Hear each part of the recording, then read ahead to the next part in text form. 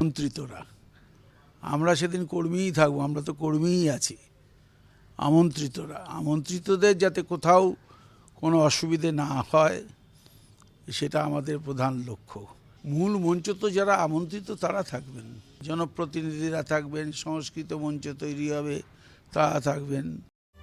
তৃণমূলের ব্রিগেড সমাবেশে 5টি মঞ্চে থাকবে 400টি চেয়ার। তবে মূল মঞ্চে 30টির বেশি চেয়ার রাখা হবে না।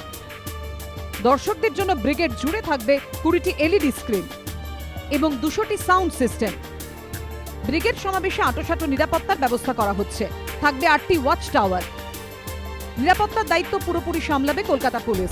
সহযোগিতা করবেন তৃণমূলের স্বেচ্ছাসেবকরা। নজরদারির জন্য থাকবে ড্রোন। তৃণমূলের ব্রিগেডের দিন শহরের ট্রাফিক সামলাতে বিশেষ ব্যবস্থা নিচ্ছে পুলিশ। শনিবার ভোর 4টে থেকে রাত 8টা পর্যন্ত কলকাতায় সব রকম পণ্যবাহী গাড়ি নিয়ন্ত্রণ করা হবে। ওই দিন শহরের বেশ কিছু এলাকাকে নো পার্কিং জোন হিসেবে চিহ্নিত করা হয়েছে। সেগুলি হলো ভিক্টোরিয়া মেমোরিয়াল চত্বর, এজেসি বোস রোডের একাংশ, hospital road, Queensway, cathedral road, casuarina avenue, lovers lane.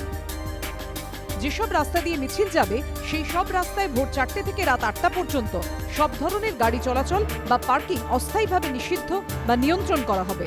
Brigade সমাবেশের প্রচারে বুধবার সুকান্ত সেতু থেকে মুকুন্দপুর পর্যন্ত মিছিল করেন মন্ত্রী অরূপ বিশ্বাস। 19 তারিখ একটা ঐতিহাসিক মিছিল রয়েছে, ব্রিগেড রয়েছে, যে ব্রিগেডে ভারতবর্ষের মানুষ তাদের চোখ মোছাবার জন্য কোনো একজন নেত্রীকে পাবেন। তারই প্রস্তুতি হিসেবে আজকে যাদবপুর তৃণমূল কংগ্রেস আমরা সুকান্ত সেতু থেকে মুকুন্দপুর পর্যন্ত মিছিল করছি। এখন থেকে কলকাতায় আসতে শুরু করেছেন সমর্থকরা। তাদের থাকার ব্যবস্থা হয়েছে সল্টলেকের সেন্ট্রাল পার্কে।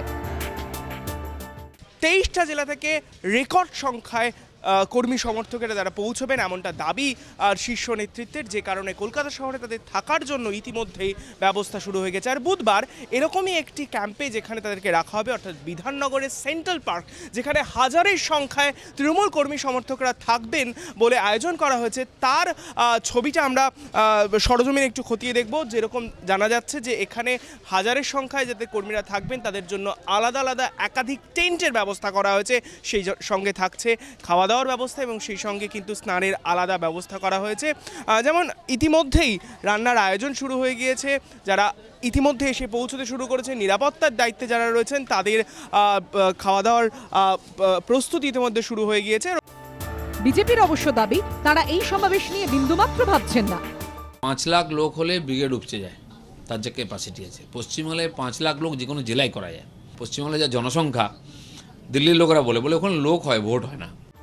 সব মিলিয়ে ব্রিগেড সমাবেশের 3 দিন আগে থেকেই শহর সরগরম। আশাফুল হোসেন, রুমা পাল ও ঋত্বিক মণ্ডলের রিপোর্ট, এবিপি আনন্দ।